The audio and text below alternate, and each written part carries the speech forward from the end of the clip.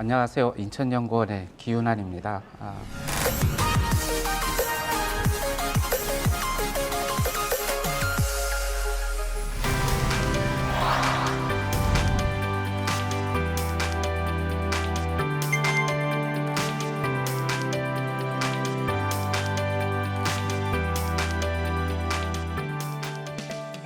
해양 침수 공간은 이 바다와 인접한 바다 공간, 그다음에 육지 공간을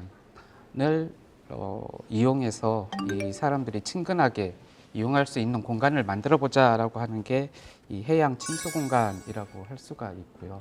그럼 인천에서 침수 공간이라고 할 수 있는 바다에 접해 있는 공간 중에 대표적인 공간 혹시 생각나는 장소가 있습니까? 예. 쉽게 대답을 못하는 거로 봐서는 예, 대표적인 장소는 월미도입니다. 그리고 최근에 송도가 새롭게 대두되고 있고, 바다 공간에서 대표적인 데가 가장 많이 알려진 부산의 해운대, 예, 그다음에 강릉의 경포대. 이런 지역들은 전국적으로 굉장히 잘 알려져 있는데 인천은 그러지 못한 게 인천의 바다가 동해 바다, 남해 바다하고는 다른 특성을 가지고 있기 때문인 거고, 인천에 정착한 시민들은 바다 공간이 사람들을 유익하게 하는 공간이기보다는 생산 활동을 하는 노동의 공간으로 인식되어 왔기 때문에 쉽게 이용하지 못하는 그런 공간이라고 할 수가 있습니다. 해안선 지역은 어떻게 되어 있는가 말씀드리겠습니다. 인천의 해안선은 인천의 이 행정구역이 그래서 매립지에서부터 소래포구까지입니다. 소래포구 건너편은 이 시흥시이고요. 이 전체적으로 볼 때 시민들이 갈 수 있는 지역은 경인항, 그다음에 월미도, 소래포구, 그다음에 최근에 생겨난 요 송도 지역 정도밖에는 없습니다. 물론 그 지역을 간다고 해서 바닷물을 손으로 만지거나 아니면은 이 신발을 벗고 갯벌로 들어갈 수 있는 지역은 월미도는 들어갈 수 있게 최근에 조성을 해 놓았습니다. 월미도 말고는 다른 지역은 없다라고 보시면 됩니다. 이거는 철책들을 나타내는 겁니다. 이 빨간 부분들이 대부분 다 철책들이 있는 지역들이라고 할 수가 있고요. 그래서 철책이 완전 군사시설처럼 못 들어가게 들어가는 지역, 그 다음에 시설 펜스가 있어서 접근 못하는 지역들, 그리고 이런 철책들이 없는 지역들은 대부분 방파제로 이루어져 있는 것들을 볼 수가 있고요. 그럼 사람들이 접근해서 쉴 수 있는 공간, 아까도 말씀드렸듯이 저기 점으로 4개가 표시되어 있는데 저 4개 지역 정도밖에는 없는 상황입니다. 그리고 저 색깔을 보면은 보라색이 이 공장 지역입니다. 항만도 이 공업 지역에 속하기 때문에 항만 이외의 공업 지역들 그게 한 68%, 70% 가까이 차지를 하게 됩니다. 그러니까 공장이 많은 지역에 뭐 상가를 만들어 놓든 뭘 하든 사람들이 접근하기는 쉽지는 않은 상황이라고 할 수가 있습니다. 그리고 두 번째는 바다를 체험할 수 있는 공간 자체가 거의 존재하지 않는 상황입니다. 이 월미도 외에는 그렇게 바다 공간을 체험할 수 없는 상황이고,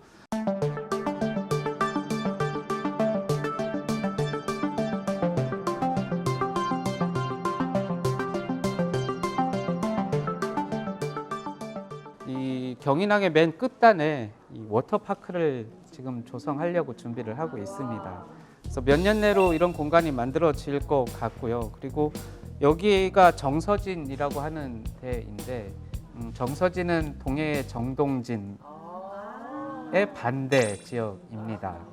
그래서 정동진은 해돋이를 보는 지역, 정서진은 해가 떨어지는 석양을 보는 지역이라고 볼 수가 있고요. 저 사진을 보시면 굉장히 예쁩니다. 그다음에 여기는 송도입니다. 예, 송도가 바다가 있고 수로가 이 사면으로 존재를 해서 그 수로를 활용해서 친소 공간을 조성하겠다라고 하는 부분인데, 당초에는 이런 친소 공간을 만들겠다는 게 아니라 재해 방지, 그다음에 물이 많다 보니까 물을 관리하는 데 있어서 가장 힘든 점이 수질 문제입니다. 이 물이 썩는 것들을 방지하기 위해서는 이 한 공간에 머물게 하면은 안 되기 때문에 그러한 부분들을 해결하기 위해서 이 수로를 순환하도록 만들면서 이 수변 공간이 만들어졌으니까 사람들한테 적극적으로 이용할 수 있는 친소 공간을 만들자라고 해서 접근한 게 이 송도 워터프론트 사업입니다. 그 다음에는 내항입니다. 인천을 대표하는 항만 공간입니다. 인천이 개항이 1883년에 되었다고 했으니까 지금 100년이 넘어가는 130년이 넘어가는 상황입니다. 그럼 이 공간을 너무 오래되어 있어서 노후화되어 있어서 다시 재개발을 해야 되는 시기가 도래했고 그리고 송도에 신항이 만들어졌습니다. 그래서 이 내항에 있는 기능들을 다 이 송도로 이전을 하면서 내항 공간을 이렇게 보시다시피 굉장히 좋은 공간으로 바꾸겠다라고 계획을 만들었습니다. 그럼 친소 공간을 어떻게 만들어야 되는가? 공간만 만들어주면은 사람들이 갈지 안 갈지 모릅니다. 사람들이 갈 수 있게 만들어야 됩니다. 그래서 친수 공간을 밀집되어 있는 이런 거점을 만들어 줘야 되고, 그다음에 이 거점하고 배후 기성시가지하고 연결시키고 접근할 수 있는 접근성도 만들어 줘야 일상생활에서 시민들이 뭐 아무 때나 왔다 갔다 할 수 있는 그런 상황이 될 것으로 보여지고요. 그리고 친수 거점에서 거점 간도 상호 육상으로 자전거를 타고 가든 보행으로 가든 버스를 타고 가든 이 연결성을 확보를 해줘야 되고, 그럼 육지부로만 가면은 되느냐? 아닙니다. 바다 유람선을 타고도 이동을 해 주어야 이제 진정한 해양 친수 공간이 된다라고 할 수가 있습니다. 그래서 인천에서 저럴 수 있는 지역들이 몇 개가 있나라는 부분을 검토를 했는데 총 74개소 정도가 나타났습니다. 이 중에서 한 22개 지역을 선별을 해서 이제 이 시민들이 이용할 수 있는 공간으로 이 제안을 했고요. 그 공간은 기존의 이 갯벌이나 섬, 그다음에 항만, 그다음에 소래포구와 같이 어시장하고 연계할 수 있는 지역들이 있고, 단순히 방파제나 아니면은 철책을 철거해 주면은 되는 공간도 있을 수가 있고요. 그럼 그러한 공간들을 어떻게 가져가야 되는가라고 하는 부분입니다. 보기에는 굉장히 좋아 보이죠. 첫 번째는 지금까지 갯벌은 굉장히 안 좋은 이미지로 인천에서 인식되어 왔습니다. 처음부터 얘기했듯이 노동의 공간이고, 그다음에 비료가 제대로 정착 못한 것도 이제 저런 문제였기 때문에, 그리고 갯벌로 인해서 바다 색깔도 별로 좋지는 않습니다. 보기에는.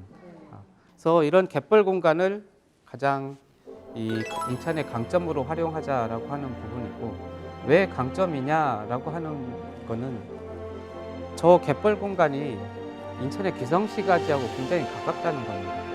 그러니까 5분이나 10분만 가면은 접할 수 있는 지역이기 때문에 그렇습니다. 저런 기본 방향에 의해서 앞으로 어떻게 가야 되는가? 해양 공간은 바다를 이용하는 해양 공원도 만들어 줘야 되고, 그다음에 해양에 이 체험도 하고 할 수 있는 여가 문화 공간도 만들어져야 될 것으로 보여지고요. 그다음에 친수 공간은 기성시가지 원도심하고 연계시킬 수밖에 없는 상황입니다. 그래서 원도심하고 연계한 해양 친수 공간도 만들어져야 됩니다. 저 부분은 일단 공간을 만드는 부분인 거고, 여기는 공간을 이제 사람들이 이용할 수 있게 만들어주는 이 관광 프로그램이나 이런 것들을 만들어 주어야 사람들이 가서 뭔가 이 활동을 할 수 있고 더 많은 사람들이 올 수 있을 것으로 보여지고요. 그 다음에 육해상 네트워크도 구축을 해야 되고, 가장 중요한 게 이 부분입니다. 해양 환경 보전. 바다를 보러 갔는데 썩은 냄새가 난다, 쓰레기가 많다, 이러면은 갈 수가 없는 상황입니다. 그래서 기본적으로 이런 해양 환경 보존이 이루어져야 될 것으로 보여집니다.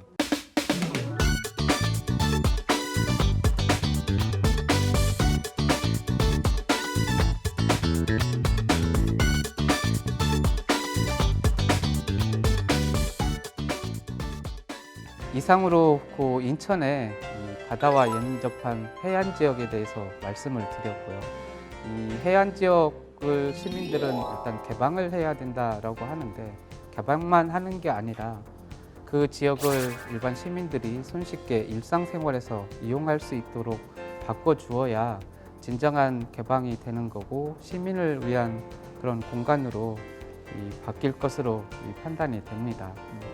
앞으로는 저러한 공간들이 많이 생겨서 인천의 핫플레이스가 해안 지역에 많이 분포를 해서 이 인천 시민뿐만 아니라 서울, 경기, 전국에서 사람들이 몰려올 수 있는 그런 공간으로 바뀌고 인천시 전역이 좀 활기가 넘치는 그런 해안 지역이 됐으면 하는 바람입니다.